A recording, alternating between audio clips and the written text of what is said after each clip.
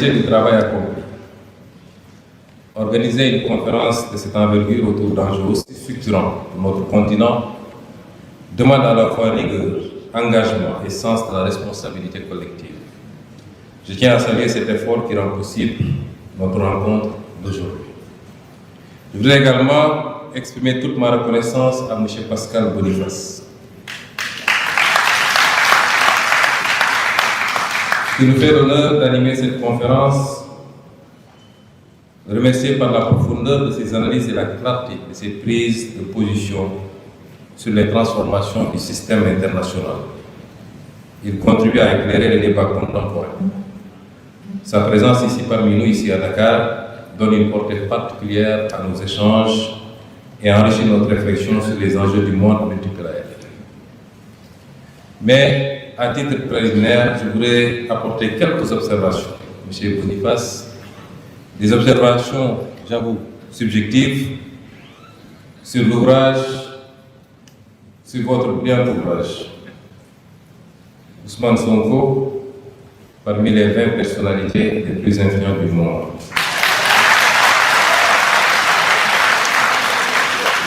Ma contribution n'ira pas à ce qui a été dit de beau et de positif dans cet ouvrage nous concernant.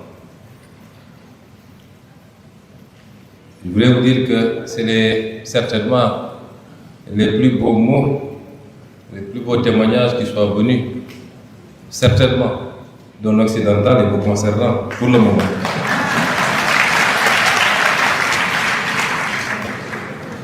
Mais vous me permettrez quelques réflexions subjectives au-delà du titre et des développements. Notre classement parmi les 20 personnalités, et que j'avoue, en toute objectivité, penser ne pas mériter. Ce classement est peut-être une reconnaissance d'une influence certainement vécue et reconnue par des millions de Sénégalais, d'Africains et peut-être au-delà. Mais derrière le titre et derrière certains aspects du développement se glisse, à mon avis, chez le professeur subtilement, une lecture de Sonko sur le prisme occidental, même modéré, mais le prisme occidental, d'une symbolique, ce prisme d'une symbolique personnalité influente, plutôt qu'un leader d'une lutte historique pour l'émancipation et la souveraineté économique. Évidemment, cela jure avec vos propos de tout à l'heure. Certainement, c'est Madame la coordinatrice avec laquelle j'aurai peut-être un débat assez riche sur la question. Celui d'un combat pour une Afrique souveraine, porté par des millions de Sénégalais et d'Africains qui veulent se départir de la tutelle, de toutes les tutelles, et construire un destin libre. En guise d'illustration, le raccourci fait dans l'interprétation du Gatsa-Gatsa.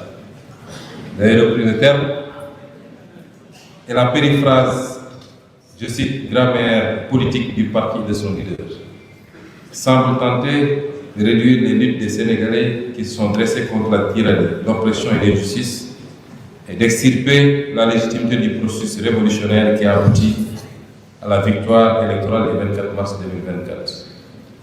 Non, le Gatsa-Gatsa n'est pas une dérive. C'est l'expression d'un peuple qui a refusé de plier.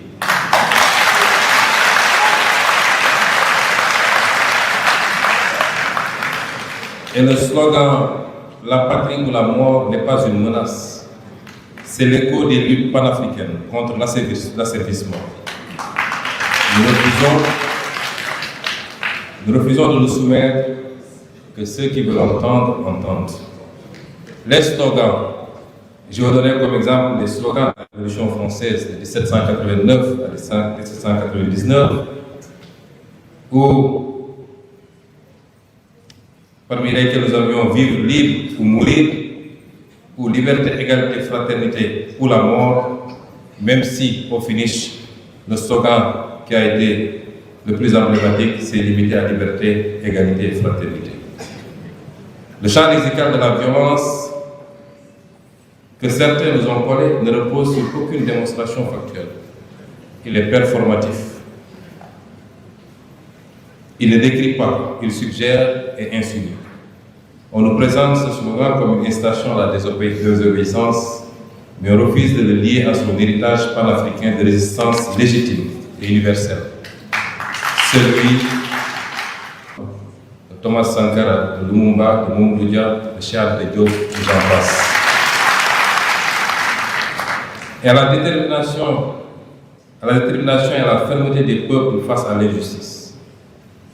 Nous avons été des acteurs politiques les plus pacifiques, ancrant notre action politique sur la réflexion et la production, jusqu'à ce qu'une cabale ait été montée pour nous réduire à néant. Et c'est seulement à ce moment, que nous sommes érigés, et tout le peuple avec nous, pour développer.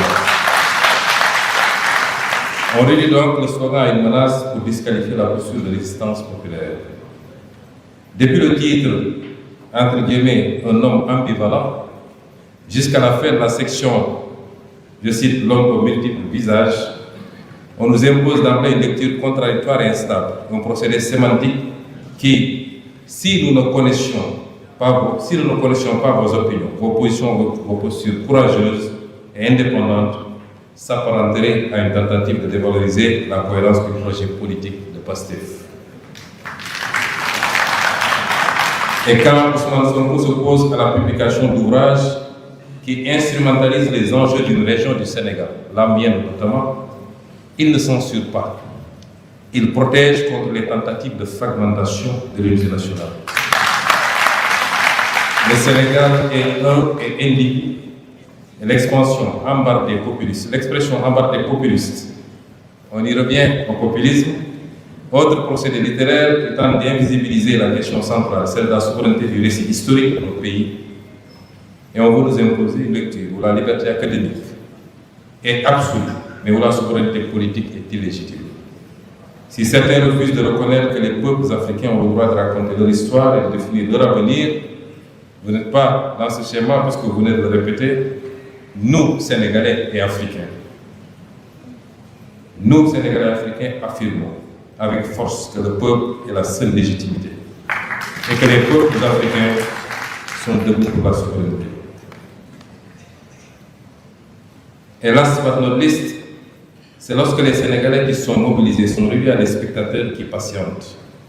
L'utilisation de ce terme les dépossède de leur rôle actif dans cette lutte pour la souveraineté. Il n'y a aucune dynamique collective lorsqu'on lit cette partie du texte, comme pour éloigner toute proximité de Sonko avec le peuple qui est effacé au profit d'une narration centrée sur le jugement extérieur du leader. Le leader que l'on veut pourtant présenter comme une personnalité influente. Au-delà de l'insigne honneur qui m'est fait d'être cité dans ce prestigieux et sélectif classement, je tenais à vous partager ces quelques notes critiques par anticipation de certains de vos développements sur notre modeste personne et notre combat politique, que je veux positivement m'expliquer par le biais du regard externe, éloigné, périphérique. Tous ici l'ignorent certainement, nous n'avons jamais eu de contact, M. Boniface et moi. Nous nous voyons et nous parlons pour la première fois aujourd'hui.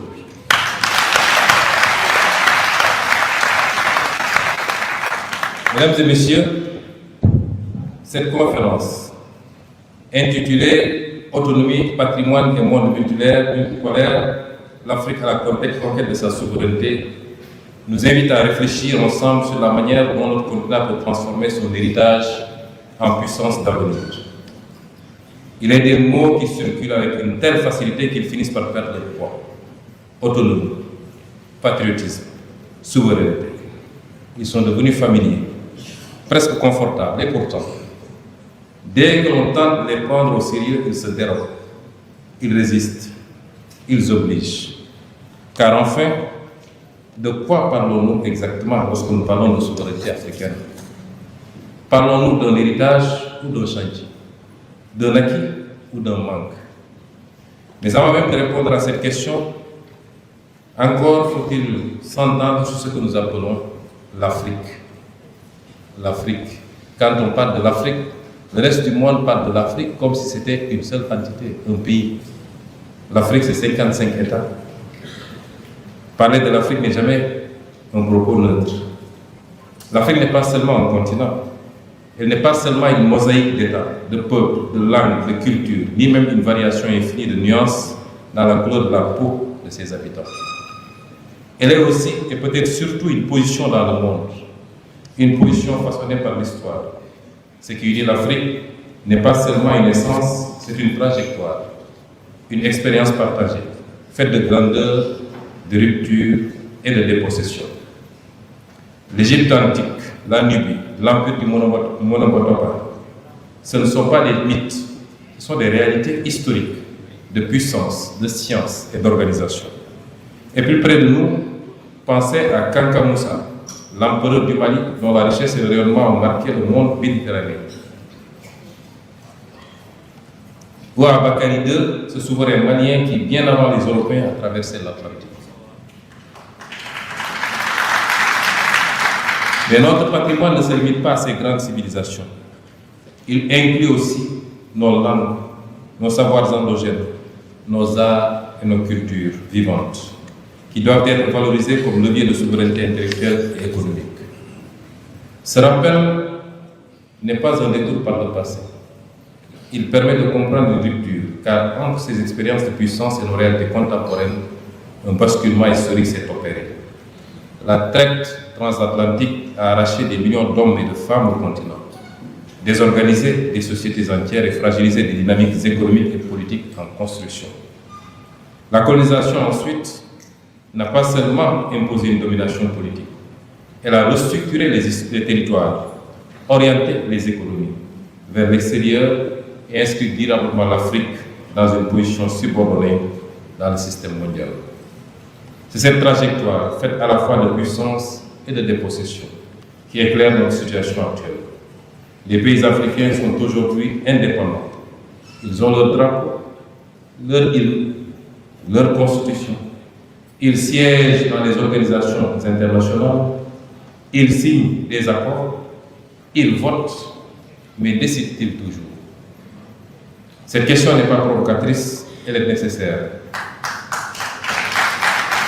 Comme le rappelait Kwame Nkrumah, l'indépendance politique sans indépendance économique n'est qu'une illusion. Ce que nous avons conquis au XXe siècle, nous ne l'avons pas encore entièrement transformé au XXIe siècle.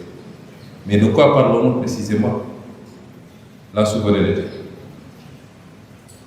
En ce qui nous concerne, nous ne défendons pas un particularisme étroit, mais une demande de réelle pluralisation de l'universel. Nous ne récusons pas l'universel, mais nous contestons sa captation par quelques puissances ou quelques centres moraux qui parlent comme si notre propre trajectoire historique était la mesure de toute civilisation. Le monde a trop souvent confondu universel et occidental, normes communes et hiérarchies imposées. Il y a lieu de distinguer clairement souveraineté et fermeture, en ce que la souveraineté consiste à choisir librement ses normes, ses partenaires et ses priorités, sans sortir du dialogue international.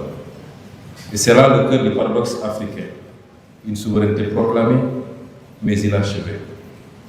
Regardons les faits avec lucidité. Nos économies restent largement extraverties. Nous exportons des matières premières. Nous importons des produits transformés. Nos monnaies, pour certaines, demeurent liées à des architectures héritées de la colonisation. Nos budgets publics sont contraints par la dette. Nos politiques économiques encadrées par des conditionnalités. Nos marges de manœuvre souvent étroites, pour ne pas dire inexistantes. Mais il ne suffit pas de réclamer une souveraineté militaire, monétaire ou diplomatique. Il faut aussi revendiquer le droit de produire ses propres catégories d'analyse, ses propres priorités intellectuelles, ses propres lectures du développement, de la démocratie, de la famille, de la culture, de la sécurité et du progrès. Les pays africains ont trop longtemps été parlés par d'autres avant de se parler eux-mêmes. La souveraineté dans ces conditions devient une forme juridique sans épaisseur matérielle, un mot sans pouvoir. La souveraineté devient ainsi une forme juridique sans épaisseur matérielle, un mot sans pouvoir.